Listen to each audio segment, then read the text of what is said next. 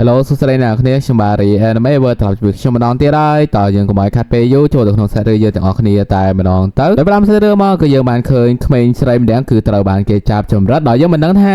ាគេចាប់ចម្រិតដោយនរណាគេទេដែលយើងក៏លេងមកមើលស៊ីនវិញដែលកំពុងតែលេងអុកជាមួយនឹងអ្នកមីងសក់ក្រហមដោយស៊ីនបាននិយាយថាពេលវេលានេះហើយនៅលេងអុកបានទៀតដោយអ្នកមីងសក់ក្រហមក៏បាននិយាយផងដែរថាមិនបាច់ខ្វល់រឿងហ្នឹងទេឲ្យរឿងហ្នឹងទៅស៊ីនបាស៊ីនហ្នឹងគឺជាអ្នកដោះស្រាយទៅវាប្រសើរជាងដោយស៊ីនបាននិយាយថាស៊ីនបាស៊ីនហ្នឹងគឺមិនមែនជាក្របអុកទេនៅពេលដែលធ្វើអ្វីមួយហ្នឹងតើតែមានការបញ្ជាពីគាត់ទៅស៊ីនបាស្ទីនអាចទៅធ្វើបានតែយើងក៏មើលក្មេងស្រីម្នាក់នោះវិញគឺត្រូវបានគេហ្នឹងគឺលាបក្រែមឲ្យថែមទាំងច្បាច់មាត់ផងទៀតដែលយើងមើលនៅទីនោះក៏ឃើញបរិមម្នាក់គឺថ្មីរបស់ដូចជាបីសែនអញ្ចឹងនៅមានកំបិតនិងកន្ត្រៃជាច្រើននៅទីនោះផងដែរមើលទៅដូចជាកំបិតកន្ត្រៃរបស់ពេទ្យដោយយើងក៏មើលមីងរបស់ស៊ីវិញដោយក៏បាននិយាយថាគឺស៊ីនហ្នឹងបានវិលត្រឡប់មកវិញហើយចឹងហើយគួរតែរស់នៅក្នុងពិភពលោកនេះហ្នឹងគឺឲ្យបានល្អមិនគួរណាទៅពាក់ព័ន្ធជាមួយនឹងរឿងអស់ហ្នឹងនឹងធ្វើជាឆ្កែរបស់ពិភពលោកមួយនេះទេមិនថាម្ដាយរបស់ឯងទេក៏ចង់ឲ្យឯងនឹងរស់នៅដោយមានសេចក្តីសុខផងដែរហើយខ្ញុំក៏ចង់ឃើញឯងនឹងរស់នៅមានសេចក្តីសុខផងដែរតើឯងនឹងនៅតែមានការចង់សងសឹកអំពីការស្លាប់អំពីឪពុកម្ដាយរបស់ឯងមែនទៀតដែរឬទេដោយស៊ីនក៏បាននិយាយផងវិញផងដែរដោយការស្លាប់ទាំងអស់នោះទោះបីជាខ្ញុំខំសងសឹកយ៉ាងណាក៏វាមិនអាចវិលត្រឡប់មកវិញនិងមិនអាចរកសុភមង្គលមកវិញផងដែរប៉ុន្តែខ្ញុំក៏មិនបានដើរតាមផ្លូវរបស់ Phantom House ពីចំនួនមុនផងដែរគឺខ្ញុំធ្វើវាឡើងមកវិញគឺដោយខ្លួនឯងដោយស៊ីនមិនក៏បាននិយាយបន្ថែមទៀតថាគឺខ្ញុំនឹងចង់ឲ្យពួកគេទទួលភាពអាម៉ាស់និងឈឺចាប់ដោយដែលពួកគេបានក្បត់ពួកយើងនឹងធ្វើឲ្យខូចឈ្មោះរបស់ Phantom House ដែលអ្នកមីរបស់ស៊ីននឹងក៏បានមកនិយាយផងដែរថាគាត់នៅតែចង់ចាំថ្ងៃដែលស៊ីនកើតដោយគាត់ក៏បានមកឯក្បាលស៊ីនដោយបាននិយាយថាការនោះគឺស៊ីនពិតជាភ័យស្រួយខ្លាំងមែនទែនតែស៊ីនមើលទៅគឺជាល្អដែលមានកាតព្វកិច្ចចេះការពារខ្លួនឯងដោយគាត់ក៏បាននិយាយបន្ថែមទៀតថាទោះបីជាគាត់មិនមានកូនក៏ដោយតែគាត់បានចាប់ទុកស៊ីននឹងគឺដូចជាកូនគាត់ដោយគាត់ក៏បាននិយាយបន្ថែមទៀតថាគួរតែស៊ីននឹងគឺឈប់តែប្រាថ្នារឿងទាំងអស់នោះទៅតែស៊ីនបានបដិសេធដោយបាននិយាយថាខ្ញុំនឹងធ្វើវាដោយខ្លួនឯងគឺខ្ញុំមិនខ្វល់ពីរឿងអ្វីទាំងអស់គឺខ្ញុំនឹងធ្វើដោយខ្លួនឯងផ្ទាល់តែម្ដងដោយមិនមានត្រូវការនរណាគេម្នាក់ហ្នឹងគឺឲ្យមកអានខ្ញុំទេទៅពេលដែលអ្នកមីងរបស់ស៊ីនដើរចាក់ចេញទៅនឹងក៏បាននិយាយជាមួយនឹងស៊ីនបាស៊ីនផងដែរថាគុំវងវែងផ្លូវតាមស៊ីននៅសោះត្រូវតែណែនាំស៊ីនដោយក៏បាននិយាយបន្ថែមទៀតថាយ៉ាងណាក៏ដោយគឺត្រូវតែមើលថែស៊ីនដោយស៊ីនបាស៊ីនក៏បាននិយាយថាដោយគ្មានការបរាជ័យខ្ញុំនឹងមិនមានបំណងស្នាក់នៅទីនេះជារហូតនឹងការពារគាត់ជារៀងរហូតដល់ទីបញ្ចប់របស់ខ្ញុំនៅពេលដែលអ្នកមីងរបស់ស៊ីនបើកទ្វារចេញទៅនឹងក៏មានគ្រីសអ្នកមកទទួលគាត់ផងដែរនៅពេលដែលស៊ីនកំពុងតែដេកនឹងពេលនៅស៊ីនបាស៊ីនក៏បានចូលមកផងដែរដោយក៏បាននិយាយថាគាត់អានឯកសារនេះប្រហែលដងហើយវានៅតែដដែលដោយស៊ីនក៏បាននិយាយថាករណីនោះគឺមិនពាក់ព័ន្ធជាមួយនឹង Viscon ទេគឺសូម្បីតែគ្រូសារបស់គេវាមិនអាចទៅរួចទេនៅពេលនោះស៊ីនក៏ភ្ញាក់ផ្អើលរឿងមួយដោយស៊ីនបាស៊ីនក៏បាននិយាយផងដែរថាវាគឺជាអ្នកដែលមានជំនាញផ្នែកវិទ្យាសាស្ត្រនិងទំនាក់ទំនងជាមួយនឹងវេទមន្តខ្មៅឬជាសាសនាដោយស៊ីនបាស៊ីនក៏បាននិយាយថា Viscon នឹងគឺជាមនុស្សម្នាក់ដែលមិនសមនឹងទម្រង់នេះទេដែលស៊ីនក៏បានចារអារម្មណ៍ផងដែរថាការសង្កេតការរបស់ស៊ីនបាស៊ីនកន្លងមកគឺគ្រាន់តែជាការប្រព្រឹត្តធ្វើធម្មតាប៉ុណ្ណោះដោយស៊ីនបាស៊ីនក៏បាននិយាយផងដែរគឺជាការបញ្ជាឬអ្វីមួយគឺតើតែលោកម្ចាស់វ័យក្មេងរបស់ខ្ញុំគឺជាអ្នកបញ្ជាទើបខ្ញុំអាចធ្វើទៅបានហើយគាត់ក៏បាននិយាយបន្ថែមទៀតថាខ្ញុំគឺជាក្របអុករបស់អ្នកនិងគឺជាដាវរបស់អ្នកផងដែរគឺហៅស៊ីននឹងឲ្យទៅពិនិត្យជាមួយនឹងគាត់ផងដែរដោយពួកគេក៏បានទៅពិនិត្យនៅកន្លែងនោះដោ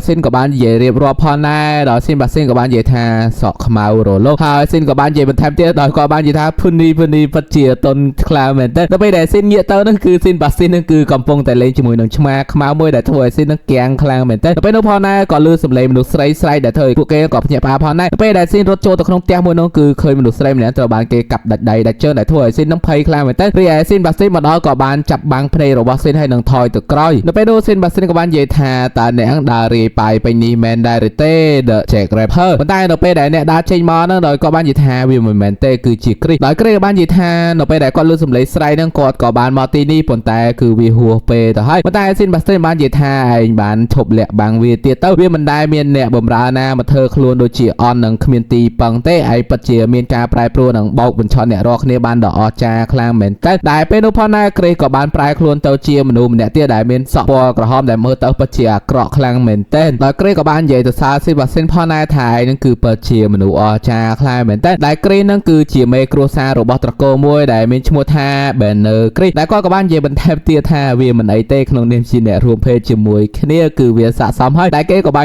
ញ់បេះដូងទៅស៊ីបាស៊ីនដែលធ្វើឲ្យគាត់នឹងព្រឺសបោខ្លាំងមែនតើដោយគ្រីសក៏បាននិយាយថាខ្ញុំមិនដែលឃើញបិសាចណាគឺធ្វើជាអ្នកបម្រើរបស់មនុស្សទេដោយស៊ីនបាស៊ីន ซินก็บ้านมันใหญ่จานพ่อ nai rồi xin bà xin ở ban này nói giờ đangพ่อ nai គ្រានឹងគឺជាបិសាចមួយដែលគេឲ្យឈ្មោះថា Dead God គឺជាអ្នកបម្រើរបស់ព្រះพ่อ nai ដោយស៊ីម៉ាស៊ីនក៏បានសួរថាហេតុអ្វីបានជាឯងមកធ្វើអ្នកបម្រើរបស់ព្រះដោយគ្រាក៏បាននិយាយថាចុះបើខ្ញុំនិយាយថាខ្ញុំជាប់ចិត្តជាមួយស្ត្រីនៅពេលនោះพ่อ nai ក៏មានស្ត្រីម្នាក់ទៀតនឹងក៏បានដើរចេញមកដោយបាននិយាយថាមិនចាំបាច់និយាយទេបើសិនជាដឹងរួចទៅហើយដោយអ្នកស្រីសក់ក្រហមនឹងគឺក៏បានដើរចេញមកដោយបាននិយាយថាវាលើសពីការរំពឹងទុករបស់គាត់ទៅទៀតដោយស៊ីនក៏បានយកដៃរបស់ស៊ីនបាស៊ីនចេញដោយបាននិយាយថាការប៉ັດនឹងគឺគាត់បានសង្ស័យអ្នកមីងរបស់គេនឹងតាំងពីយូរណាមកហើយដោយអ្នកមីងរបស់គេក៏បាននិយាយថាតើសង្ស័យឯកថាយើងគឺជាសាច់ញាតិតែម្នាក់របស់ឯងមែនដែរទេដោយស៊ីនក៏បាននិយាយថានៅផ្ទះរបស់គ្រួសារ Wisconsin នឹងគឺអ្នកមីងរបស់គេនឹងគឺចង់ធ្វើអ្វីបានតាមតែអំពើចិត្តគឺគ្មាននរណាគេម្នាក់នឹងបានមកហាមឃាត់គាត់ឡើយព្រមទាំងជាមួយនឹងអ្នកបម្រើរបស់គាត់គឺជាគ្រីផងដែរដែលគាត់ក៏បានទៅស៊ើបការនៅពេទ្យមួយដែលនៅទីក្រុងឡុងផងដែរដែលមនុស្សស្រីភាគច្រើនទៅទីនោះគឺត្រូវបានសម្លាប់ប៉ុន្តែមានក្មេងស្រីម្នាក់នោះគឺមិនបានសម្លាប់ទេអ្នកនាងមានឈ្មោះថាម៉ាគីប៉ុន្តែខ្ញុំបានគិតថាម្នាក់ដែលម៉ាគីនោះគឺបានស្លាប់នៅក្នុងផ្ទះរួចទៅហើយដែលខ្ញុំនោះគឺមិនអាចមកជួយគេទាន់ពេកដោយអ្នកស្រីក៏បាននិយាយថាក្មួយប្រុសដ៏គួរស្រឡាញ់អើយបើឯងមិនទាន់ចាប់រឿងនេះទេនឹងយើងនៅតែលេងអូកបន្តទៀតប៉ុន្តែឥឡូវនេះគឺហួសពេលហើយគឺខ្ញុំចង់បានអ្វីដែលជារបស់ខ្ញុំមកវិញតតែបាទនៅពេលនោះក៏បានលឺសំឡេងរ៉ូណាមួយនោះគឺហក់ទៅកាប់ស៊ីនប៉ុន្តែត្រូវបានស៊ីនបាស្ទីននោះគឺចាប់ជាប់ដោយស៊ីនក៏បានសួរថាតើវាគឺជារបស់អ្វីដោយស៊ីនបាស្ទីនក៏បាននិយាយថាវាប្រហែលគឺជាកន្ត្រៃមួយសម្រាប់កាត់ប្រឡឹងរបស់មនុស្សប៉ុន្តែត្រូវបានគ្រីបាននិយាយថាគាត់បានដាក់ឈ្មោះវាថា Cider ហើយគាត់នឹងគឺជាអ្នកជំនាញខ្លាំងមែនទែនក្នុងការប្រើវាឥឡូវនេះនឹងគឺគាត់នឹងគឺចង់មកហាត់ប្រាណជាមួយនឹងវាជាមួយនឹងស៊ីនបាស្ទីនតែធ្វើឲ្យស៊ីនបាស្ទីននឹងក៏ម៉ូម៉ៅខ្លាំងផងដែរដោយស៊ីនបាស្ទីនហើយបាននិយាយថាហេតុអ្វីបានជាខ្ញុំត្រូវមកធ្វើការដ៏ស្អកខ្ពើមបែបនេះដែលធ្វើឲ្យគ្រីក៏បាននិយាយថាហេតុអ្វីបានជាស៊ីនបាស្ទីននិយាយបែបហ្នឹងតើដឹងទេគឺគាត់ចូលចិត្តពណ៌ក្រហមសក់ពណ៌ក្រហមអ្វីពណ៌ក្រហមគឺគាត់ចូលចិត្តខ្លាំងមែនតើហើយអ្វីដែលសំខាន់នោះគឺគាត់ចង់ធ្លាក់នៅជំរឿជ្រៅហ្នឹងគឺជាមួយនឹងស៊ីនបាស្ទីនដែលគាត់និយាយផងគឺទៅបុកជួដល់គឺតែពេលនេះគឺរោគចិត្តខ្លាំងមែនតើដោយស៊ីនបាស្ទីនក៏បាននិយាយថាគឺខ្ញុំមិនចង់លេងជាមួយនឹងរបស់អបយទាំងអស់នេះយូរទេគាត់ក៏បានដោះកៅរបស់គាត់ហ្នឹងទៅពេលឲ្យស៊ីនផងដែរហើយគាត់បាននិយាយថាគាត់មិនចង់ឲ្យឧបករណ៍ទាំងអស់នេះគឺមកប្រឡាក់នៅលើលោកម្ចាស់តូចរបស់គាត់ឡើយគាត់នឹងទៅសម្លាប់វាដោយសន្តិវិធីដោយស៊ីនក៏បាននិយាយផងដែរថាអញ្ចឹងហើយគឺក្នុងនាមជាម្ចាស់របស់ឯងយើងបញ្ជាឯងហ្នឹងគឺឲ្យកំចាត់ពួកគេទាំងអស់ទៅដោយស៊ីនបាស្ទីនក៏បាននិយាយផងដែរថា Yes my lord ដែលយើងក៏បានឃើញគ្រីហ្នឹងគឺដេញកាប់ស៊ីនបាស្ទីនឡើងពេញហ្នឹងតែម្ដងរីឯស៊ីនបាស្ទីនហ្នឹងគឺគាត់តែកិច្ចដែលយើងមើលទៅគឺស៊ីនបាស្ទីនហ្នឹងគឺគ្មានគីឡូជាមួយនឹងគ្រីទេដោយគ្រីក៏បាន teleport មកពីក្រោយគាត់នឹងកាប់គាត់មករណាប៉ុន្តែត្រូវបានគាត់ចាប់ជាប់ដោយគ្រីក៏បាននិយាយថាបើសិនជាគាត់មិនរើបំរាស់ខ្លួនចេញឲ្យលឿនទេហ្នឹងរណាមួយនេះនឹងគាត់បន្តិចម្ដងនឹ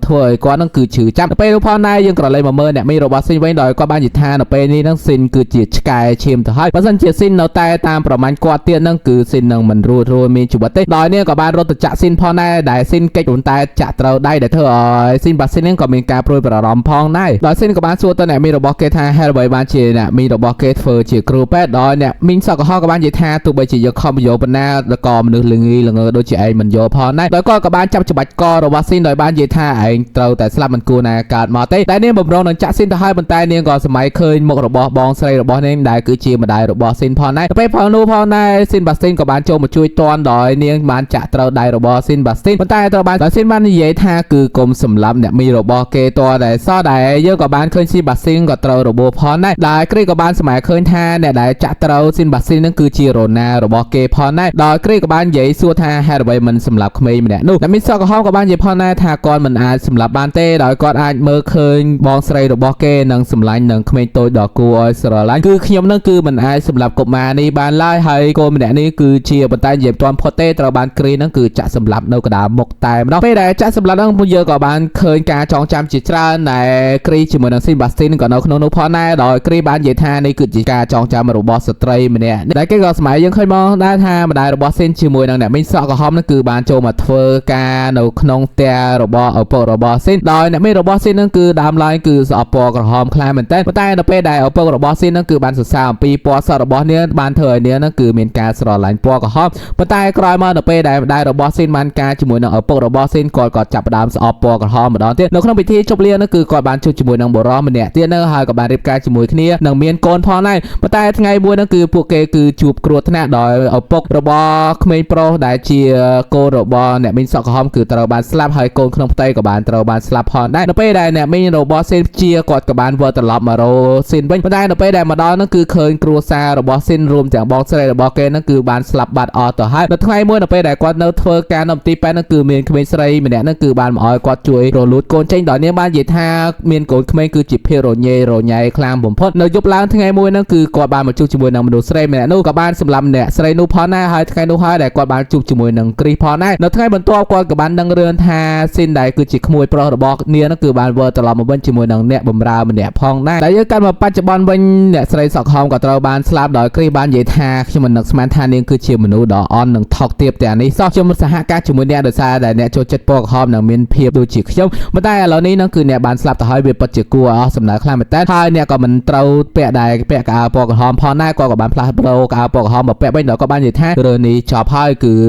បាយជំទាវស្រីហើយគាត់ក៏បានដើរចាក់ចេញពីទីនោះផងដែរដោយស៊ីនក៏បានទៅបិទភ្នែកអ្នកមីងសក់ហមដោយបាននិយាយថាតើស៊ីនបាស៊ីននឹងកំពុងធ្វើអ្វីដែលខ្ញុំបានប្រាប់អ្នកហ្នឹងគឺឲ្យតាមប្រមាញ់ The Jack Rapper ហើយអ្វីបានជាអ្នកនៅឈរនៅទីនេះឆាប់ទៅកំចាត់វាទៅដែលធ្វើឲ្យស៊ីនបាស៊ីនក៏បាននិយាយថាយោប្រុសតែគ្រីក៏បាននិយាយថាខ្ញុំបានទុកអ្នករស់ហើយអ្វីបានជាអ្នកនៅតែបង្ខំខ្ញុំគាត់ក៏បានងាកទៅកាប់ស៊ីនបាស៊ីនមិនដែលស៊ីនបាស៊ីនដល់បានកិច្ចផុតដោយបានទៅឈរនៅលើរណារបស់គាត់ដែលចាប់ផ្ដើមធ្វើឲ្យគ្រីហ្នឹងគឺចាប់ផ្ដើមមានការភ័យហើយដោយស៊ីនបាស៊ីនក៏បានហក់ទាត់គាត់ម្ដងទៀតប៉ុន្តែទាត់ខុសដោយគ្រីក៏បានថាអ្វីបានជាបិសាចនេះល្ងីល្ងើខ្លាំងបែបនេះដោយស៊ីនបាស៊ីនក៏បាននិយាយថាបើសិនជាម្ចាស់របស់ខ្ញុំប្រាប់ឲ្យខ្ញុំឈ្នះខ្ញុំនឹងឈ្នះផងដែរដោយគ្រីបាននិយាយថាតើឯងមិនខ្លាចការស្លាប់ដោយសារកន្ត្រៃមរណៈទេឬដោយស៊ីនបាស៊ីនក៏បាននិយាយថានៅពេលនេះហ្នឹងគឺរូបកាយនិងប្រលឹងរបស់ខ្ញុំដោយសក់ចុងក្រោមហ្នឹងគឺជាកម្មសិទ្ធិរបស់ម្ចាស់ខ្ញុំបាត់ទៅហើយដរាបណាកិច្ចសន្យានៅតែបន្តការគោរពតាមបញ្ជារបស់គាត់គឺជាកាតព្វកិច្ចរបស់ខ្ញុំក្នុងនាមជាអ្នកបម្រើសាររឿងហ្នឹងគឺយើងបានឃើញស៊ីនហ្នឹងកំពុងតែមើលអ្នកមីរបស់គេស្លាប់នៅចង្កេះរបស់ស៊ីនហ្នឹងក៏មានកំភ្លើងផងដែរដែលយើងក៏លេចទៅមើលគ្រីជាមួយនឹងស៊ីនបាស្ទីនវិញគឺពួកគេកំពុងតែវាយគ្នាដោយគ្រីបាននិយាយថាទោះបីជាយើងមិនទាន់យក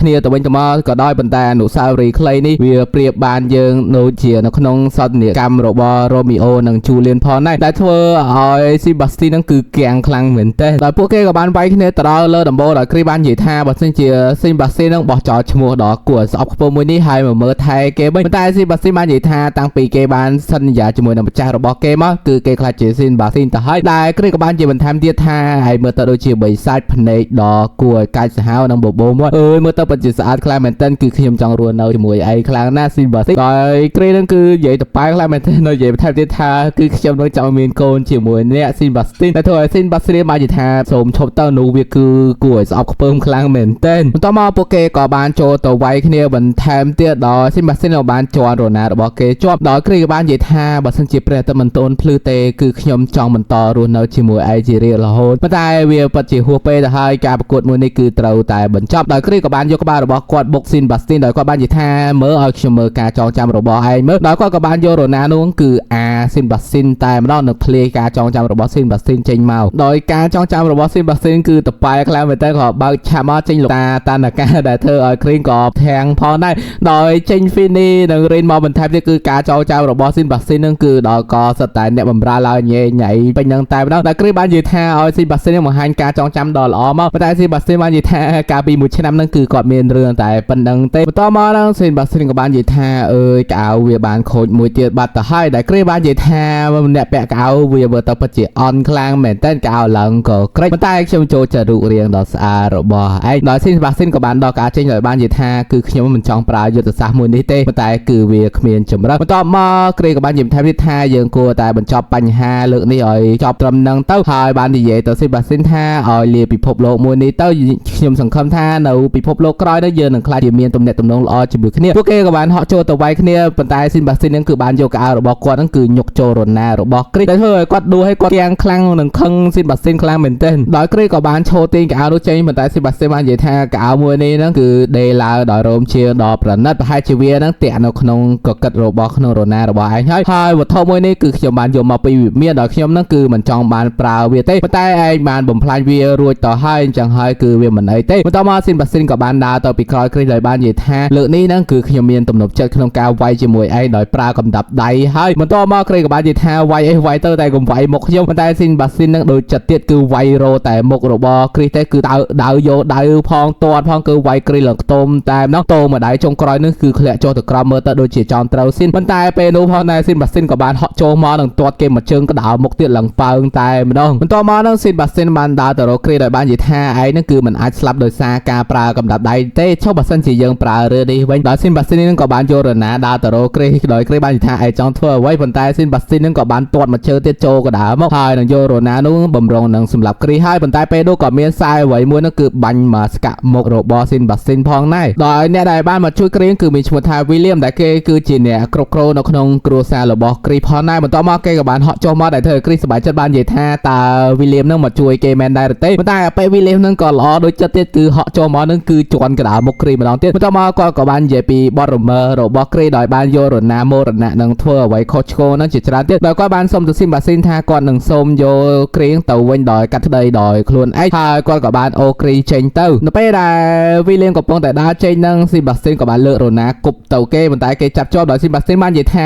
ឯងនឹងគឺបានភ្លេចវាហើយ William ក៏បានអរគុណនឹងបានដើរចេញថែមទាំងរណានឹងគឺធ្លាក់កិនគ្រីបន្ថែមទៀតបន្ទាប់មកស៊ីនបាស៊ីនក៏បានដើរទៅរកស៊ីនដោយបាននិយាយថាគឺគាត់នឹងមិនអាចសម្លាប់ Jack the Ripper បានទេប៉ុន្តែស៊ីនបាននិយាយថាគឺវាបានបញ្ចប់រួចទៅហើយបន្ទាប់មកស៊ីនបាស៊ីនក៏បានយកដៃទៅងាយថ្ពាល់របស់ស៊ីនដោយដឹងថាគឺវាត្រជាក់ខ្លាំងមែនតើដោយគាត់បាននិយាយថានៅពេលដែលត្រឡប់មកវិញនឹងគាត់នឹងដាំទឹកក្តៅដើម្បីឲ្យស៊ីនងូតទឹកបន្ទាប់មកនៅពេលដែលស៊ីនងើបឡើងនឹងមើលទៅដូចចង់ដួលដោយស៊ីនបាស៊ីនក៏បានចូលទៅជួយទប់ផងដែរប៉ុន្តែស៊ីនក៏បានកលាស់ចេញដោយបាននិយាយថាគឺគាត់អាចឈរដោយខ្លួនឯងបានគឺគាត់គ្រាន់តែអស់កម្លាំងបន្តិចតែប៉ុណ្ណោះដោយយើងកាត់មកមើលកន្លែងមួយគឺយើងបានឃើញក្មេងពីរនាក់នឹងរត់លេងបន្ទាប់មកក៏មានក្មេងពីរនាក់ឆ្ងល់ថាតើទីនេះហេតុអ្វីបានជាមនុស្សច្រើនខ្លាំងបែបនេះដោយគេក៏បានសួរទៅបងធំរបស់គេប៉ុន្តែបងធំរបស់គេបានមិនដឹងទេដោយគេបាននិយាយថាសូម្បីតែបងធំក៏មិនដឹងដែរពិតជាល្ងងខ្លាំងមែនតែដោយបងធំរបស់គេបាននិយាយថាគឺខ្ញុំទៅតែអាយុ14ឆ្នាំទេអញ្ចឹងហើយគឺខ្ញុំមិនដឹងនៅពេលនោះដងដែរយើងក៏បានលើកសលេង Undertaker ក៏បាននិយាយថាត្រូវហើយក្មេងអាយុ14ឆ្នាំគឺវាមិនដឹងអីទេនៅទីនេះគឺមានពិធីបុណ្យជុំលៀងដ៏ធំមួយរបស់ម្ចាស់ស្ត្រីហើយពិធីជប់លៀងមួយនោះគឺជាពិធីជប់លៀងចុងក្រោយនៃជីវិតរបស់មនុស្សហើយនោះគឺជាពិធីបុណ្យសពដែលយើងកាត់មកមើលក្នុងពិធីបុណ្យសពវិញយើងក៏បានឃើញ Elizabeth ក៏នៅទីនោះផងដែរនៅពេលនោះបងដែរទ្វារក៏បានបើកដែរអ្នកដែលដើរចូលមកនឹងគឺជាស៊ីនតែមនុស្សជាច្រើនបាននិយាយថាវាគឺ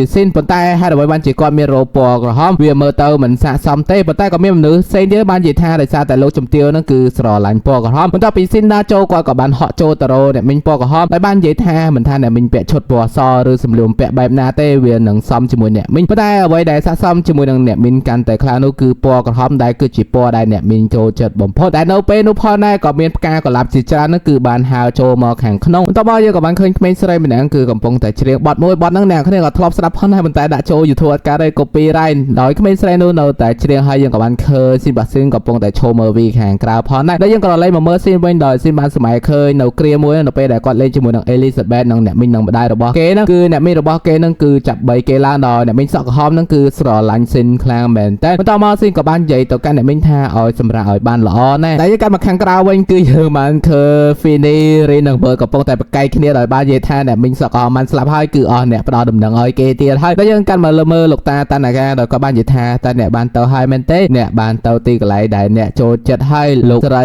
Angelina ដែលយើងកាត់មកមើលកន្លែងកើតហើយវិញក៏មានមនុស្សជាច្រើនគឺកំពុងតែស៊ើបអង្កេតនៅទីនោះពេលនោះក៏មានបរិមម្នាក់ទៀតក៏បានដើរចូលមកដោយបាននិយាយទៅប្រាប់បរិមម្នាក់ទៀតថាបើសិនជាឯងមិនស៊ើបអង្កេតរឿងនេះវាប្រហែលជាល្អជាងសម្រាប់ជីវិតរបស់ឯងដែលយើងកាត់មកមើលស៊ីនកំពុងតែនិយាយជាមួយឡដោយឡបាននិយាយថាគឺគាត់នឹងគឺមិនបង្កបញ្ហាដល់ស៊ីនទេដោយស៊ីនបាននិយាយថាអណ្ដូងអាភាននឹងគឺវាត្រូវបានរកឃើញហើយដោយស៊ីនក៏បាននិយាយថែមទៀតថាបើសិនជាឯងចង់វិលត្រឡប់ទៅប្រទេសរបស់ឯងវិញគឺវាមិនទាន់យឺតពេលទេប៉ុន្តែឡក៏បាននិយាយថាគឺគាត់នឹងមិនទាន់អស់អាឡ័យជាមួយនឹងប្រទេសមួយនេះទេគឺគាត់នៅចង់រកស៊ីបន្តទៀតហើយគាត់ក៏បានដើរចាក់ចេញពីទីនោះទៅបន្ទាប់មកនឹងស៊ីនបាស្ទីនជាមួយនឹង Undertaker ក៏បានមកមើលភ្នោរបស់ក្មេងស្រីដែលត្រូវបានគេសម្លាប់ផងដែរដោយស៊ីនបាននិយាយថាបើសិនជាគាត់ចង់ជួយនឹងគឺមានវិធីជាច្រើនណាស់ដែលត្រូវជួយហើយវាគឺមិនអាចទៅរួចទេហើយខ្ញុំក៏បានឈរមើលនាងនឹងគឺស្លាប់នៅចំពោះមុខខ្ញុំគឺជាសាច់ញាតិដែលមួយគល់របស់ខ្ញុំផងដែរដោយ Undertaker បាននិយាយថានាងគឺជាភ្ញៀវចុងក្រោយរបស់គាត់ហើយគាត់ក៏បាននិយាយទៅស៊ីនបន្ថែមទៀតថាធ្វើយ៉ាងណាធ្វើទៅក៏អាវមួយនោះបន្ទាប់មកស៊ីនក៏បាននិយាយថាវាមិនអីទេដោយ Undertaker បាននិយាយថាតើឯងស្ដាយក្រោយដែរឬទេដោយស៊ីនក៏បាននិយាយថាគឺខ្ញុំនឹងគឺមិនស្ដាយក្រោយទេបន្ទាប់មកនឹងគាត់ក៏បានចាប់ក្រួតកអាវរបស់ស៊ីនដោយបាននិយាយថាឯងធ្វើយ៉ាងណាធ្វើទៅតែកុំឲ្យកអាវរបស់ឯងនឹងគឺរបូតចេញពីក្បាលឯងឲ្យតតែសោះបន្ទាប់មកគាត់បាននិយាយថាគឺគាត់ធុញទ្រាំហើយគាត់នឹងវិលត្រឡប់ទៅវិញហើយបើមានបញ្ហាអ្វីបន្ថែមទៀតហ្នឹងគឺអាចមករកគាត់បងដោយស៊ីនជាមួយនឹងស៊ីនបាស៊ីននឹងគឺបានឈរនៅទីនោះដល់ល្ងាចដោយស៊ីនបាស៊ីនក៏បានយកកអាវទៅពាក់ដោយស៊ីនបាននិយាយថាហើយកុំនិយាយដដែលទេវាមិនមែនជារឿងសប្បុរសធម៌ទេប៉ុន្តែស៊ីនបាស៊ីនបាននិយាយថាវាគឺជារឿងសប្បុរសធម៌ដោយសួរថាហេតុអ្វីបានជាស៊ីននឹងគឺមិនបានបាញ់ជំទាវសក់ក្រហមដោយស៊ីនក៏ភ្ញាក់ផ្អើលផងដែរដោយស៊ីនបាស៊ីនបាននិយាយថានៅ ដល់ពេលនោះគឺស៊ីននឹងគឺមានកំភ្លើនៅចង្កេះហើយអ្វីបានជាមិនបាញ់ដោយសារតែស៊ីននឹងគឺមានការសាក់ស្ទើរនឹងក្នុងការបាញ់បងប្អូនសាច់ញាតិរបស់ខ្លួនឯងបើសិនជាពេលនោះស៊ីនចង់សម្លាប់នាងនឹងគឺសម្លាប់បាត់ទៅហើយក៏បង្ហាញភាពទន់ខ្សោយបែបនេះបន្តទៀតតមកនឹងស៊ីនបាស៊ីនក៏បាននិយាយបន្ថែមទៀតថាស៊ីននឹងគឺមិនអាចសម្លាប់មនុស្សដែលជិតស្និទ្ធជាមួយគាត់បានទេប៉ុន្តែស៊ីនបាននិយាយថានោះគឺជាការងាររបស់ឯងដោយឯងនឹងគឺបានចុះកិច្ចសន្យាជាមួយយើងដោយយើងគឺចង់ឲ្យឯងការពារយើងដោយជីវិតរបស់ឯងគឺបិសាចនឹងគឺវាគ្មានភក្តីភាពនិងភាពជឿជាក់ទេអ្វីដែលពួកវាជឿនឹងគឺជាការព្រមព្រៀងគ្នាហើយចឹងហើយគឺខ្ញុំនឹងគឺចង់ឲ្យឯងការពារខ្ញុំរហូតដល់គោលការណ៍របស់ខ្ញុំនឹងគឺបានសម្រេចឯងគឺជាអំណាចរបស់ខ្ញុំហើយគឺជាអ្នកការពាររបស់ខ្ញុំដល់ទីបញ្ចប់ផងដែរបន្តមកស៊ីនបាស៊ីនក៏បានសួរថាហេតុអ្វីហ្នឹងគឺមិនបានឲ្យគាត់សម្លាប់ជំទាវសក់ក្រហមនៅពេលនោះដោយស៊ីនក៏បាននិយាយផងដែរថានៅពេលដែលមីងរបស់គេចង់សម្លាប់គេហ្នឹងប៉ុន្តែមីងរបស់គេគឺមិនអាចលើកកបិតសម្លាប់គេបានផងដែរចឹងហើយគឺគាត់មិនចង់សម្លាប់ទេដោយស៊ីនក៏បានដើរចេញដល់បាននិយាយថានោះហើយគឺជាហេតុផលរបស់ខ្ញុំដោយស៊ីនបាស៊ីនក៏បាននិយាយថាវាប្រៀបបានដូចជាស្ដេចមួយដែលនៅក្នុងអុកដែលស្ដេចទាំងអស់នោះគឺបានប្រើក្របអុកជាច្រើននឹងគឺដើម្បីយកឈ្នះនិងបន្តដំណើរទៅមុខបន្តទៀតដែលក៏បាននិយាយថាប៉ុន្តែនៅពេលដែលស្ដេចស្លាប់នោះប៉ុន្តែស៊ីនក៏បាននិយាយថាវាមិនខ្វល់ទេគឺខ្ញុំនៅតែបន្តតស៊ូទៅមុខរហូតខ្ញុំមិនស្ដាយក្រោយមួយជំហានដែលខ្ញុំបានធ្វើវាទេនោះហើយគឺជាមូលហេតុដែលខ្ញុំមិនជាឯកុំឲ្យក្បត់ខ្ញុំនឹងការពារខ្ញុំដល់ទីបញ្ចប់ដោយស៊ីនបាស៊ីនក៏បាននិយាយទៅវិញថា Yes my lord ដោយស៊ីនបាស៊ីនបានគិតថាមិនថាអ្នកទៅដល់ទីណាទេគឺខ្ញុំនឹងទៅតាមអ្នកជារៀងរហូតទោះបីជាក្របស្ដាច់ត្រូវដួលរលំស្លាប់ក៏ដោយប៉ុន្តែក៏ស្ដាប់នៅលើគំនរសពដតីជាច្រើនទៀតផងដែរហើយគឺនេះខ្ញុំនឹងគឺនឹងដេកនៅទម្រង់ដ៏តូចរបស់អ្នកនឹងដេកនៅក្បែរអ្នកជារៀងរហូត